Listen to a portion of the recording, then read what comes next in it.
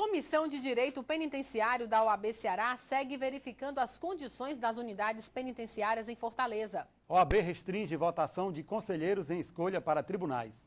Comissão de Segurança Pública fará seminário para discutir a insegurança no Ceará. Confira também as vantagens do programa que vai modernizar a sua advocacia, o PROMAD.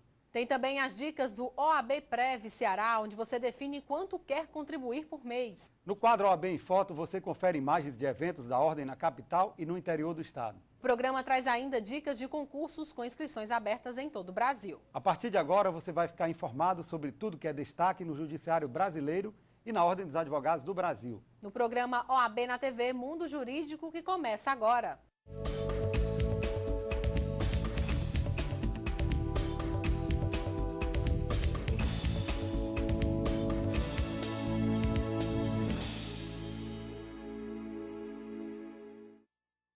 Enquanto o processo de transferência de presos das delegacias não é concluído, a Comissão de Direito Penitenciário da OAB Ceará segue verificando as condições das unidades penitenciárias em Fortaleza. Inaugurado na semana passada, o projeto social Fábrica Escola, Teoria e Prática para a Vida vai proporcionar uma nova oportunidade para os detentos do estado do Ceará e principalmente as suas famílias. E para falar sobre a importância deste projeto, nós conversamos agora com o juiz da 3ª Vara de Execução Penal e corregedor dos presídios, Dr. César Belmino, e com a juíza da 2ª Vara de Execução Penal, doutora Luciana Teixeira. Doutor Belmino, é um prazer tê-lo aqui conosco, em nosso estúdio. Prazer é nosso. Inicialmente, eu gostaria que o senhor explicasse para os nossos telespectadores como é que surgiu a ideia de criar um importante projeto deste que visa ressocializar os presos. Ao assumirmos a 3ª Vara de Execução Penal, nós constatamos que no estado do Ceará não tinha um estabelecimento penal adequado ao regime semiaberto. Então, o que eu e a doutora Luciana, que é a juíza da 2ª Vara de Execução Penal, decidimos fazer? Nós decidimos fazer, em parceria com a Defensoria Pública e com o Ministério Público, uma audiência pública que tratasse do regime semiaberto no estado do Ceará. Nessa audiência pública, que ocorreu no dia 20 de junho do ano de 2012, na Escola da Magistratura, o superintendente da Fundação Deusmar Queiroz, senhor Vicente Pereira, compareceu e, na ocasião, apresentou o projeto. Posteriormente, nós nos reunimos, juízes de direito, promotores de justiça, defensores públicos, advogados e demais simpatizantes do projeto e idealizamos esse projeto, organizamos o projeto, Fábrica Escola, Teoria e Prática para a Vida, que é um projeto que é inédito no Nordeste porque ele tem 3 características fundamentais. A primeira, os profissionais que estão atuando e participando da organização do projeto. Segundo, a iniciativa privada. A iniciativa privada que hoje é fundamental, que vem para somar com o ente estatal, para solucionar, no caso específico, a questão da ressocialização do preso. Em terceiro lugar, porque ele não visa apenas a recuperação do preso, do condenado. Ele visa também a recuperação e a capacitação educacional e profissional da família do preso. Doutora Luciana, gostaria que a senhora falasse um pouco de como, na prática, este projeto será desenvolvido. Na verdade, o projeto já está em funcionamento. A gente até começou a colocar em prática um pouco antes da inauguração, exatamente para fazermos alguns ajustes. E o projeto hoje ele trabalha o preso sob várias perspectivas, como o César já deu aqui uma ênfase, na perspectiva dele pessoal, onde lá ele já está tendo acompanhamento psicossocial. Esse acompanhamento ele pode ser individualizado quando necessário ou em grupo. Tem a questão que tem a ver com a questão pessoal e relacional, que é a questão da droga, que é muito presente na vida dessas pessoas, né? A questão da dependência, do vício. E lá nós temos uma parceria com o Instituto Volta Vida, com Narcóticos Anônimos, que está desenvolvendo aquela teoria dos 12 passos na ajuda da luta contra o vício, tanto para ele como para os familiares. Nós já temos lá uma fábrica de montagem de material elétrico, onde eles dão por dia 6 horas diárias de trabalho, que é a Romase, e as outras 2 horas são para essas demais atividades. Nós temos o artesanato também na parte produtiva, com a parceria com a Associação Mãos que Criam, onde ele e os familiares desenvolvem produtos, não apenas para a questão da laborterapia, mas como realmente produtivo, no sentido de ter uma renda, eles poderem vender esses produtos e aí eles terem uma renda para ajudar na manutenção da família. Inclusive, a gente já está com programações de feiras, de exposições em alguns locais que posteriormente nós vamos também divulgar para que a população, as pessoas possam participar, possam contribuir e ajudar nessa socialização. E a questão educacional, que aí prioritariamente vai ser desenvolvida pela Universidade Estadual do Ceará, tanto o EJA, como a questão da computação básica, a psicologia organizacional, que é um ponto forte que já está sendo desenvolvido também lá dentro, e a questão do acolhimento familiar, né? A gente já atividades voltadas para o acolhimento familiar, para que a família se integre nesse processo de recuperação. Então, basicamente, essas atividades. Além da questão também espiritual, que lá nós temos, que a gente considera muito importante na recomposição dessa pessoa, dos valores, dos princípios, de tudo aquilo que ela perdeu, porque a prisão, há uma perda de valores, ou às vezes nem tem também, né? Então, de construir ou reconstruir se é que eles tinham. E aí nós temos um grupo lá de pastores evangélicos e temos um grupo de oficina de oração e vida que é desenvolvido pela Igreja Católica. É um trabalho, na realidade, de reconstrução e também de conscientização ao mesmo tempo. Com certeza. A gente vai trabalhar a reconstrução dele como ser humano, que a gente só pode falar em recuperação dessa pessoa se a gente der a oportunidade de trabalho, que é muito importante, mas o trabalho sozinho, a educação básica, um curso profissionalizante sozinho, ele não vai ser capaz, muitas vezes, de recuperar esse homem se a gente não tratar dos outros problemas que diz respeito a ele como pessoa. E é um projeto que, além de investir na recuperação do homem e da família desse homem, ele tem por objetivo, que eu considero fundamental, um investimento indireto na própria conscientização da sociedade, uma mudança de mentalidade do cidadão comum, da sociedade organizada, com o intuito de colocar de lado o preconceito. É preciso um maior envolvimento da sociedade. Da sociedade.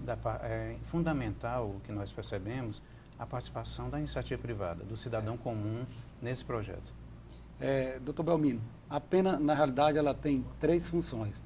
Ela tem a função punitiva, tem a função retributiva e a função que eu reputo a mais importante de todas, que é a ressocializadora. Perfeito. Mas essa função, de longe, ela vem sendo cumprida, na verdade? Não, infelizmente, o sistema penitenciário no Brasil não tem obtido grandes resultados nesse propósito, ou por questão organizacional, ou cultural, ou até por preconceito, ou por prioridade. O Estado do Ceará, o Estado do Brasil, ele tem uma infinidade de atribuições, seja na área de educação, na área de segurança, na área de saúde, e acaba elegendo, infelizmente, a questão carcerária como aquela questão que deve ficar em segundo lugar.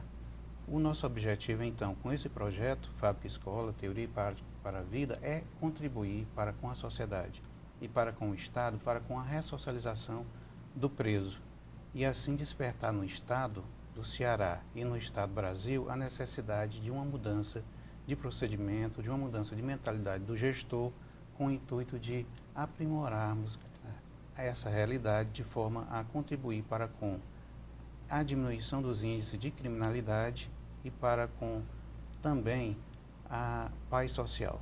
Doutora Luciana, onde funciona o projeto? Onde funciona a Fábrica Escola? Pronto, a casa funciona na Avenida Dom Manuel, 738, no centro. E quais são os critérios de escolha dos apenados e egressos que participarão deste projeto, que estarão integrados? Na verdade, o mais importante que a gente reputa é ele querer participar desse projeto. Para ele querer, ele precisa o quê? Ter consciência do mal que ele praticou, das consequências advindas desse mal, e aí sim ele querer essa oportunidade realmente de se recuperar, de se reconstruir, de contar uma nova história na vida dele.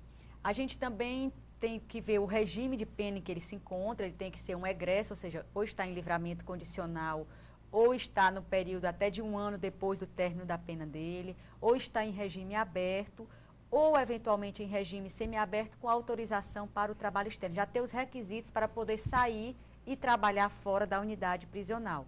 É o segundo requisito. Os outros demais requisitos vai depender especificamente da avaliação da equipe multidisciplinar. É claro que a gente não pode ter preconceito em relação aos delitos, mas alguns crimes de maior gravidade, crimes de natureza hedionda, o histórico do apenado, o histórico dele de crimes, é claro que isso aí vai, não deixa de ser um vetor para a gente, na hora da gente, se for o caso dele estar em regime semiaberto, de autorizar a saída dele ou não do presídio. Doutor Belmino, o senhor esteve na semana passada, salvo engano, reunido com a diretoria da Ordem dos Advogados do Brasil, Secção Ceará, apresentando o projeto. A OAB, ela vai se integrar, ela apoiará este projeto? Sim, o doutor Valdetário, que é o presidente da OAB Subseção Ceará, se comprometeu com nós, né, do projeto Fábrica Escola Teoria e Prática para a Vida, de assinar um termo de cooperação. E esse termo de cooperação se restringe ao fornecimento de um certificado digital a um profissional que atua junto à Fábrica Escola e que tem como único intuito atuar em nome do projeto. Esse certificado digital, fornecido pela OAB gratuitamente, não pode ser utilizado com outra finalidade. O outro termo firmado com a OAB, que será firmado com a OAB, será no intuito de a OAB fornecer apoio logístico ao projeto Fábrica Escola, seja com um auditório, uma sala, quando for necessário a realização de algum evento. Mas o que eu considero fundamental com a participação da OAB, que é uma instituição democrática, uma instituição comprometida com as causas das minorias, é justamente o seu nome. Ela está fornecendo ao projeto Fábrica Escola Teoria e Prática para a Vida o seu nome. E fazendo isso, ela está dando maior credibilidade ao nosso projeto. Isso é fundamental. Doutora Luciana, a senhora acredita que esses investimentos em ressocialização, eles podem diminuir os gastos do poder público, os gastos do Estado com segurança pública? Acredito que sim, porque se a gente investir no apenado, dando essa oportunidade, a probabilidade, pelo menos é o que a gente vê os exemplos no Brasil e no mundo de projetos similares a esse, onde a reincidência é abaixo de 10%.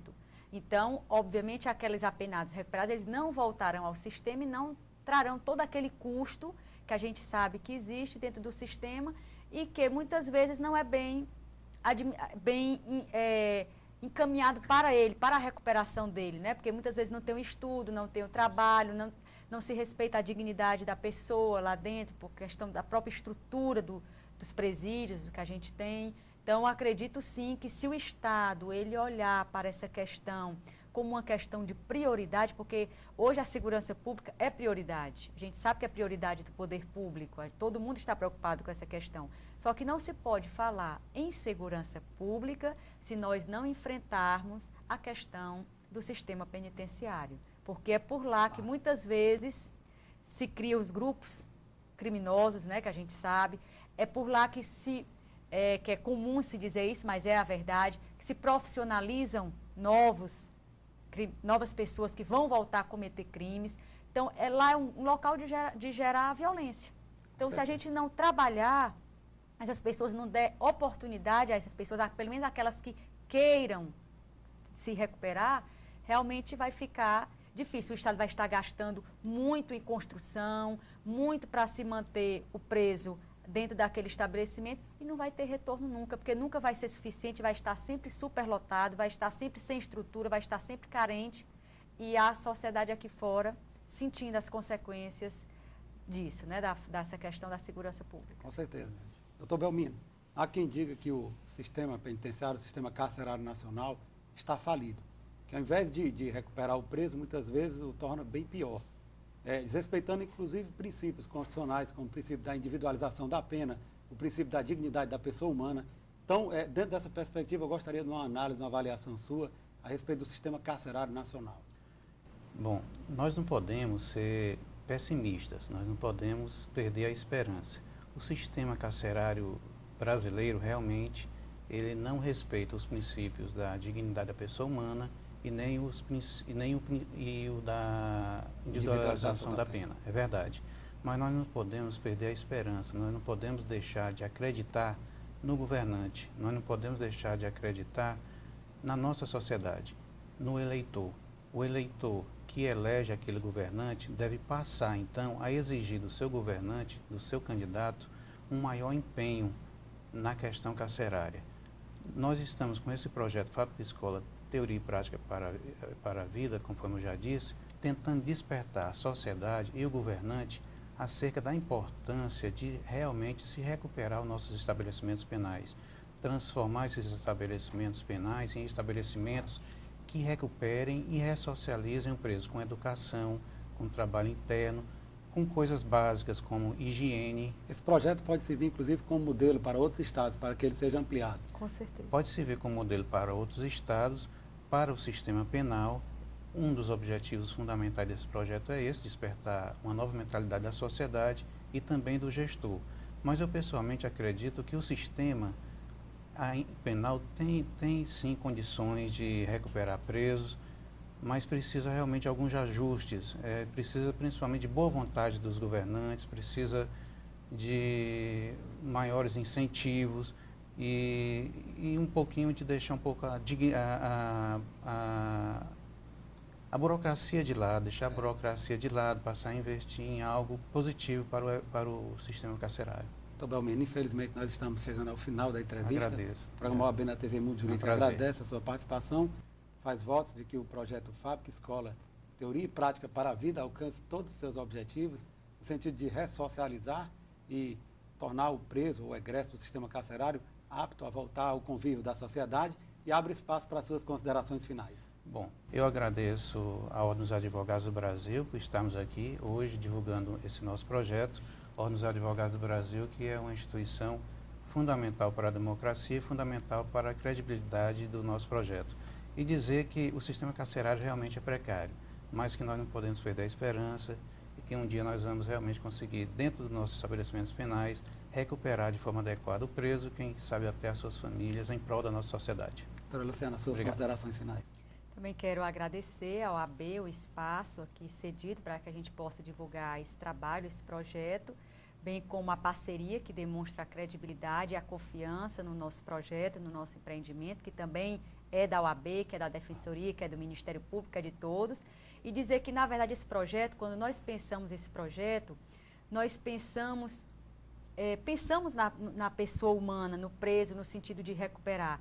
Mas nós pensamos prioritariamente, é isso que a sociedade precisa entender, que nós pensamos prioritariamente foi nela, sociedade, quando nós paramos para desenvolver esse projeto e criamos toda essa estrutura, é porque nós estamos querendo plantar uma cultura de paz. O Plano de Benefícios Previdenciários do Advogado, OAB-Prev Ceará, disponibilizado para a categoria pela Caixa de Assistência dos Advogados e pela OAB Seccional Ceará, foi constituído na modalidade de contribuição definida, ou seja, você define quanto quer contribuir por mês, o que permite um melhor planejamento das suas despesas e possui 2 momentos bem definidos. No primeiro, você investe no seu futuro, aproveitando o auge da sua fase laboral para construir a reserva matemática que será utilizada para o pagamento do benefício da sua aposentadoria. Esta é a fase de acumulação. No segundo, você colhe os frutos do seu investimento, recebendo, sob a forma de renda ou pagamento único, a reserva matemática constituída. É a fase de percepção do benefício. A OAB-Prev assegura ainda envolvimento direto dos participantes na administração do plano, repasse integral da rentabilidade líquida, transparência total por meio de consultas de saldo, extratos, rentabilidade e a possibilidade de dedução da contribuição de imposto de renda, limitado a 12% da renda bruta anual. Não perca tempo, faça o seu plano de previdência complementar e garanta o seu futuro. Para mais informações, ligue 3464-3991.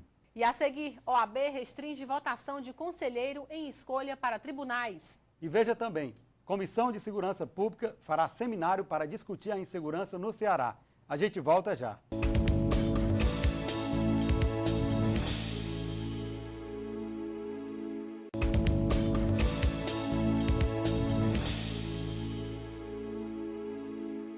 O Pleno do Conselho Federal da Ordem dos Advogados do Brasil decidiu em sua sessão plenária, nesta segunda-feira, dia 8, impedir conselheiros federais, conselheiros estaduais e membros honorários vitalícios da entidade de votar nas sessões públicas destinadas à arguição de advogados, à votação de elaboração de listas sêxtuplas para os tribunais, quando possuírem a relação de parentesco ou sociedade com os candidatos inscritos. A mudança constará de parágrafo a ser inserido no artigo 8º do provimento número 102 de 2004, que dispõe sobre a indicação em lista sêxtupla de advogados para integrar tribunais em decorrência do mecanismo constitucional do 5º Constitucional da Advocacia. A mudança foi implementada após o voto do relator, o conselheiro federal pelo Mato Grosso, Francisco Torres. O conselheiro propôs o impedimento de voto de conselheiros e de membros honorários que sejam cônjuges, companheiros ou parentes em linha reta, colateral ou por afinidade, até 3º grau dos candidatos, ou de quem tenham sido sócios ou associados anteriormente em sociedades de advogados. A proposta do Conselho Seccional da OAB Ceará, que em sessão ordinária do último dia 28 de fevereiro, aprovou a matéria. Os conselheiros apoiaram a proposta de que, em eleição da lista sextupla, o conselheiro seja impedido de votar quando este possua parente até o 3º grau participando do processo seletivo. Em 12 de março último, o conselheiro federal pelo Ceará, Cândido Albuquerque, solicitou urgência na votação da matéria. A Comissão de Segurança Pública da OAB Ceará vai realizar nos próximos meses um seminário para debater os diversos problemas enfrentados pela sociedade cearense no que diz respeito à insegurança. Reconduzido à presidência da comissão pelo Conselho Seccional, César Bertozzi, informou que será realizado o diagnóstico e, no seminário, com participação de especialistas locais e nacionais, definida pauta com propostas para os problemas detectados. A comissão vai realizar o acompanhamento permanente da segurança pública, inclusive com as variantes apresentadas pelo seminário. Para César Bertozzi, a situação em que se encontra a segurança pública no estado é preocupante e o sentimento de insegurança predomina na família cearense. O sentimento de insegurança predomina na sociedade cearense, tendo em vista a escalada da violência na capital e no interior do estado. E para falar sobre violência urbana, segurança pública e sobre as principais ações a serem desenvolvidas pela Comissão de Segurança Pública da OAB Ceará, nós conversamos agora com o presidente desta comissão, Dr. César Bertozzi, e com o vice-presidente da comissão, Dr. Maurício Cruz. Dr. César, é um prazer tê-lo conosco aqui em nosso estúdio. Eu é que agradeço o convite e estamos às ordens aqui para responder aos seus questionamentos. Inicialmente, eu gostaria que o senhor destacasse quais são os objetivos, qual o papel desta comissão. Eu, na verdade, fui reconduzido à presidência da comissão. Certo. Tivemos uma conversa com o presidente Valdetário Andrade e eu me comprometi a um pedido dele que o principal objetivo da comissão nesta gestão seria produzir a contento um seminário de alto nível sobre segurança pública, considerando que a segurança pública é um assunto relevante, de importância não só para a sociedade, mas para a pessoa, para o cidadão individualmente. Portanto, nós assumimos esse compromisso e no dia 24 deste mês, nós já faremos a primeira reunião da comissão para tratar do início desse trabalho. Doutor Maurício, qual a sua percepção sobre o papel desempenhado por esta comissão dentro do seio da sociedade? Essa comissão, eu entendo que é de fundamental importância, porque é no sentido de colaborar, né, com os órgãos públicos, com o governo do Estado, para apresentar sugestões, fazer críticas construtivas, mas principalmente apresentar sugestões. Porque hoje, o sentimento que nós temos de segurança pública, ele foi ampliado. Nós chamamos, existe a defesa social, certo, que é o artigo 144 da Constituição Federal, que diz que segurança é dever do Estado, mas também é direito e responsabilidade de todos nós, né? E daí eu vejo muito importante nessa responsabilidade a OAB, no caso da comissão, a universidade, a imprensa, todos esses órgãos que podem colaborar mais ainda para a nossa segurança pública. Doutor César, o que a gente tem percebido, e chega a informação através da grande imprensa, da grande mídia, jornal, rádio, televisão, é que há uma escalada da violência, tanto nas grandes capitais, como também no interior do estado. E muitas vezes essa violência ela é ampliada em função e decorrência do uso de drogas. Na sua opinião, qual tem sido o principal motivo dessa violência estar crescendo de uma forma tão assustadora? Em primeiro lugar, a questão da violência, o avanço da violência, não é um privilégio do estado do Ceará. Nós temos, na verdade, uma questão nacional. Os fatores deste crescimento, além do tráfico e de outras ações criminosas de outras naturezas, diz respeito também à situação que a segurança pública passa. Hoje a segurança pública tem uma relevância tão grande e um resultado tão pequeno. Certo. Porque os investimentos em segurança pública, tanto do Estado do Ceará como dos demais estados e da União como um todo, são altos. Portanto, os resultados não deveriam ser dessa qualidade, ínfimos até. O que é preciso que se faça é tratar a segurança pública não como uma ação localizada, mas como uma ação de ordem nacional. É preciso que exista uma política nacional de segurança pública para uniformizar alguns procedimentos, algumas reações contra o crime e também, ao meu ver, precisa tomar outras decisões de ordens jurídicas, né? Eu acho que menosprezar a questão do menor infrator é um erro. Eu acho que a menoridade deve ser, a maioridade deve ser estancada aos 16 anos, como uma metodologia para o controle. Eu acho que a ação com relação ao menor, o menor deve ser alcançado antes do crime e não depois de se tornar um grande criminoso e ser instrumento do crime organizado. Portanto, e a comissão precisa olhar todos esses fatores, ter um olhar diferenciado, um olhar para envolver a sociedade, as autoridades e todas as instituições que tratam do assunto para tirar daí um diagnóstico e procurar uma solução mais abrangente,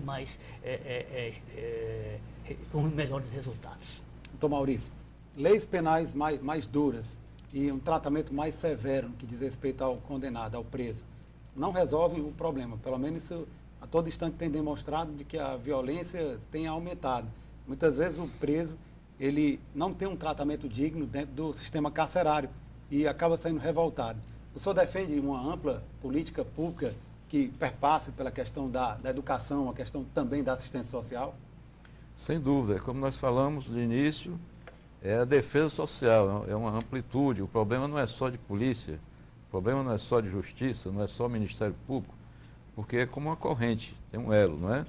Então você tem a polícia militar que faz o trabalho preventivo, a polícia judiciária que faz o trabalho de processado, inquérito, e vai para o Ministério Público fazer a denúncia e a justiça criminal para processar e julgar, e o sistema carcerário para punir e ao mesmo tempo ressocializar. Mas se algum elo dessa corrente falhar, todo o trabalho falhou, não é? E o que a gente vê é que, na realidade, o sistema carcerário é mais assim um depósito, não tem aquele trabalho. O pessoal não trabalha, a maioria, não é? Pouca gente trabalha, outros pouco também estuda. Então, é difícil ressocializar nessas condições, não é? E também a sociedade precisa também dar mais apoio aos órgãos de segurança pública, denunciando, mostrando onde é que está havendo problema, para prevenir, porque o trabalho principal é prevenir. Como disse o doutor Bertozzi, depois que acontece, não adianta mais, né?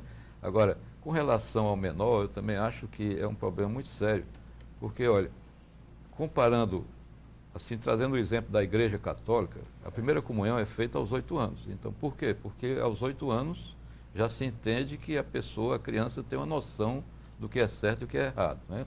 Então não é possível continuar com um menor com 17 anos, 11 meses e 29 dias cometer um crime e ter uma pena tão diminuta, não é? Então nesse aspecto é preciso que haja mais rigor e também com relação a soltar os presos, a conceder, não é? Tanta facilidade, progressão de regime, você cumpre um sexto da pena e já vai embora. Então tem que haver um rigor maior com relação a isso. Com relação à redução da maioridade penal, o senhor é favorável, então, que se reduza a maioridade penal no Brasil? Sou favorável, porque entendo que se continuar da forma que está, o menor está sendo instrumento do crime organizado, passa a ser soldado do crime e ele tem consciência do que está fazendo. Está sendo utilizado como alonga-manos do crime. Exatamente. E ele tem consciência disso. E ele se orgulha disso. Portanto, isso tem que acabar. E como seria estancando a maioridade aos 16 anos. O senhor falava de que a comissão ela conta agora com uma nova estrutura. O senhor poderia falar sobre essa nova estrutura das comissões? as comissões passaram por uma reforma, né? E ela agora tem no Brasil todo realmente uma nova estrutura, ou seja, ela está organizada. Tem uma diretoria executiva, que é o presidente, o vice-presidente, tem um secretário-geral, um secretário adjunto e até a possibilidade de também agora de a comissão, que até aí para a estrutura, mas de ter também até um tesoureiro que a comissão já pode criar para organizar essa parte financeira, estrutural financeira da própria comissão, embora seja uma incipiente, mas é necessário por uma questão de organização. Então, e a outra que a comissão agora só pode, a outra questão é que a comissão agora só pode ter no máximo 25 membros, e não mais disso, para não perturbar, não tumultuar pelo número de participantes o trabalho da comissão, que ele fique mais direcionado àqueles objetivos que forem traçados para que ela trabalhar durante a gestão. Doutor Maurício, no momento em que vivenciamos uma insegurança generalizada no país, discute-se agora no Congresso Nacional uma proposta de emenda à Constituição que quer acabar com os poderes de investigação do Ministério Público, a denominada PEC 37. Há quem a denomine, inclusive, de PEC da impunidade. Eu gostaria de uma rápida avaliação sua a respeito desta PEC, desta proposta. Eu, particularmente, eu sou a favor de que o Ministério Público continue fazendo investigação. Inclusive, nos países civilizados, se lembrar do caso da lei de Diana, quando houve aquele acidente, aquela coisa, o Ministério Público é que fica comandando e a polícia, no caso, colaborando, né? Fazendo a investigação, colaborando. Porque, inclusive, pelo menos no âmbito estadual, o Ministério Público tem muito mais força para atuar do que a Polícia Estadual, né? Então, eu acho que é muito importante que o Congresso examine isso aí com carinho e que continue dando poderes ao Ministério Público para continuar fazendo investigação. Eu acho que é fundamental para a própria democracia. Doutor César. Eu discordo do vice-presidente, em parte, porque a PEC 37, ela não propõe tirar poder de Ministério Público, coisa nenhuma. É uma falácia isso, porque não se pode tirar de quem não tem, né? O artigo 129 da Constituição, que define as atribuições do Ministério Público, no momento nenhum diz que ele pode fazer investigação pessoalmente. E o legislador, ao meu ver, foi muito sábio, porque não se pode, o que o Ministério Público, na verdade, quer é casar e batizar, ou seja, fazer a investigação, quando, na verdade, ele tem uma função muito importante, que é o controle externo das polícias judiciárias. Isso, sim, é que é um grande mecanismo.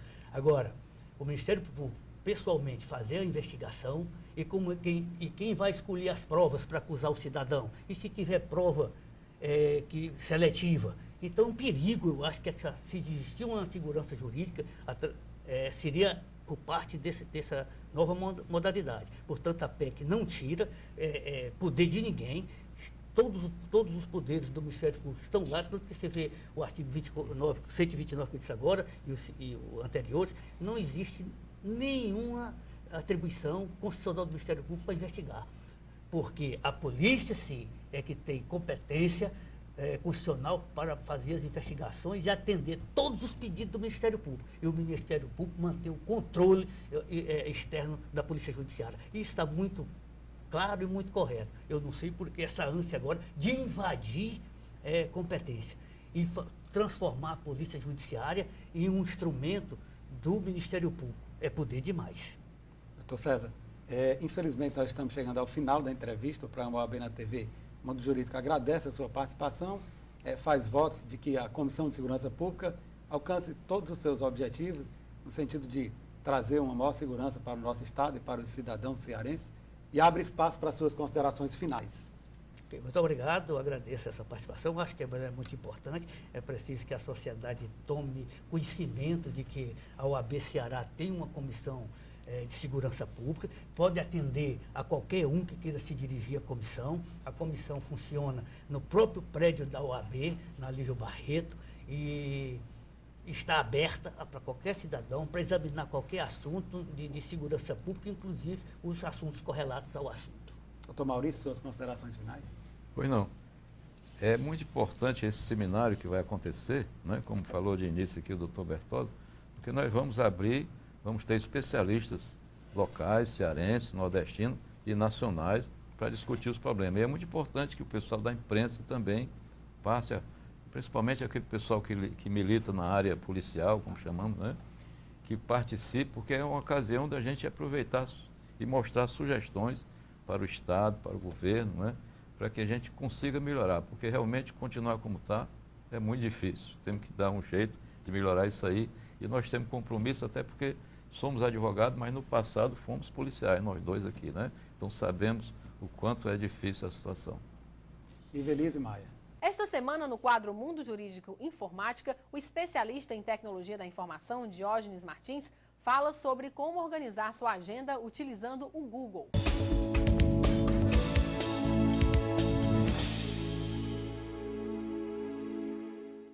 Olá! Organizar a informação mundial e torná-la universalmente acessível e útil. É com esta frase que a multinacional Google define sua missão. Detentora de um grande número de ferramentas que facilitam e otimizam nossa vida na internet. Hoje irei comentar sobre uma dessas ferramentas, o Google Agenda, um aplicativo web bastante útil para quem precisa organizar seus compromissos e atividades. A agenda eletrônica virtual tem um estilo bastante semelhante e é tão fácil de ser usada quanto o Gmail, ferramenta do Google que presta serviço gratuito de webmail. Para utilizar a agenda eletrônica, basta ter uma conta no Google. Se você tem um Gmail, por exemplo, pode usar o mesmo nome de usuário e senha. O uso da ferramenta é gratuito.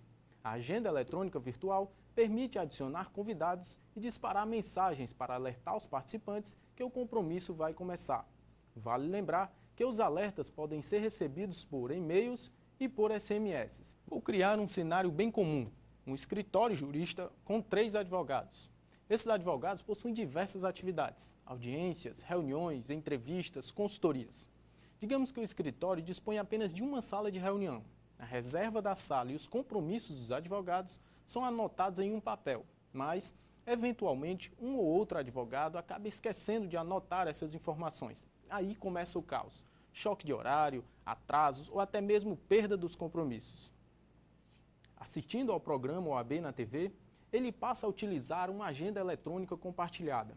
Com esse ambiente compartilhado, os advogados preenchem e conferem suas atividades em qualquer lugar. Recebem alertas por e-mail ou por SMS que o compromisso vai começar, evitando disputas na reserva da sala de reunião, ganhando mais agilidade, pontualidade e organização. Não dá para perder seus compromissos quando se utiliza o Google Agenda. Com esse simples exemplo, fica claro que seu escritório e até mesmo sua vida pessoal terá um ganho significativo utilizando a agenda eletrônica. E o melhor, sem nenhum custo. Então o que você está esperando? Acesse o Google Agenda e deixe a tecnologia simplificar sua vida. Eu espero ter contribuído com estas informações. Fiquem ligados no programa. Caso tenha dúvidas na implantação ou na manipulação desta ferramenta, entre em contato através do endereço eletrônico contato@tmxbrasil.com.br. Não esqueçam também de nos enviar e-mails com suas sugestões para o quadro. Até a próxima e fiquem com Deus.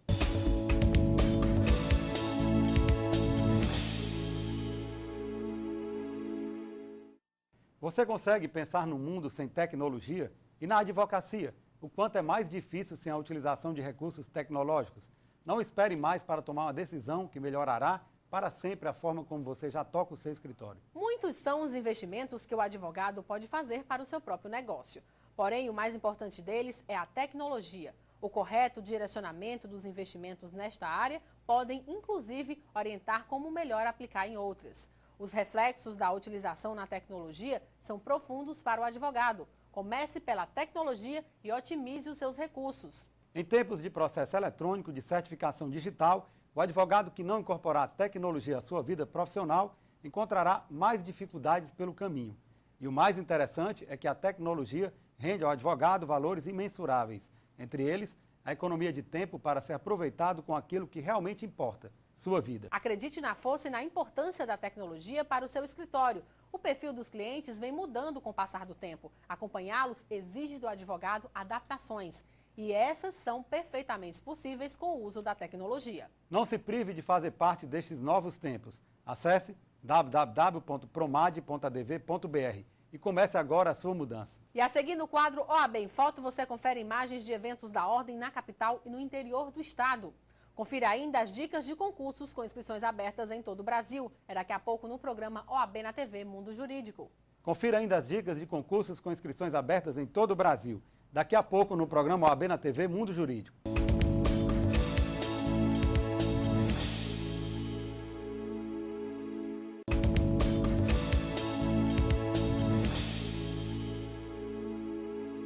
A Comissão Especial de Anistia Wanda Sidot acolhe e avalia a procedência dos pedidos de indenização das pessoas detidas sob acusação de terem participado de atividades políticas entre os dias 2 de setembro de 1961 a 15 de agosto de 1979, que tenham ficado sob a guarda e responsabilidade de órgão da estrutura administrativa do Estado do Ceará. Na primeira reunião deste ano, a comissão julgou os processos de Luísa Vasconcelos Camurça, Simone Simões, José de Moura Beleza, pós-mortem, e Luiz Gonzaga Bezerra Martins, também pós-mortem. A Comissão Especial de Anistia Wanda Sidot acolhe e avalia a procedência dos pedidos de indenização das pessoas detidas sob acusação de terem participado de atividades políticas entre os dias 2 de setembro de 1961 a 15 de agosto de 1979, que tenham ficado sob a guarda e responsabilidade de órgão da estrutura administrativa do Estado do Ceará. As indenizações para os anistiados são vistas como uma política afirmativa de direitos humanos, sendo mais do que uma reparação econômica prioritariamente dita. Trata-se do reconhecimento público do Estado brasileiro às violações ocorridas às vítimas do regime militar. E vamos ao nosso quadro OAB em Foto. Mande uma foto sua sobre algum evento ligado à advocacia pelo e-mail oabnatv@oabce.org.br e se veja por aqui.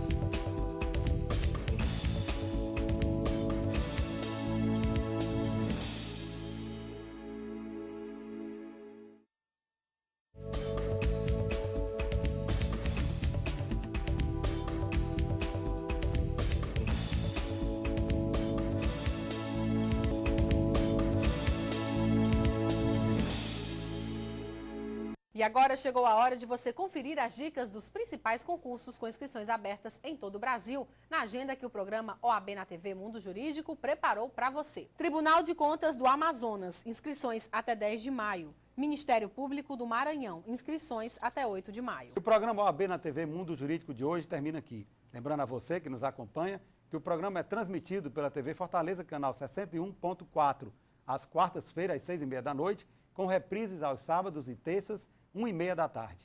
Já na TV O Povo, canal 48, o programa é exibido às quartas-feiras, às 22 horas, com reprise às sextas, às 11 da manhã, aos sábados, às 22h45 e aos domingos, às 10h15 da manhã. Assista também no site da OAB Ceará. Aqui você fica informado sobre as atividades da Ordem dos Advogados do Brasil, secção Ceará, e as ações desenvolvidas em apoio aos advogados e à população do nosso estado. E caso você queira enviar sugestões, é só mandar um e-mail. Anote aí, oabnatv@oabce.org.br ou através do Twitter, @oabce. Obrigado pela companhia e até a semana que vem. Até lá!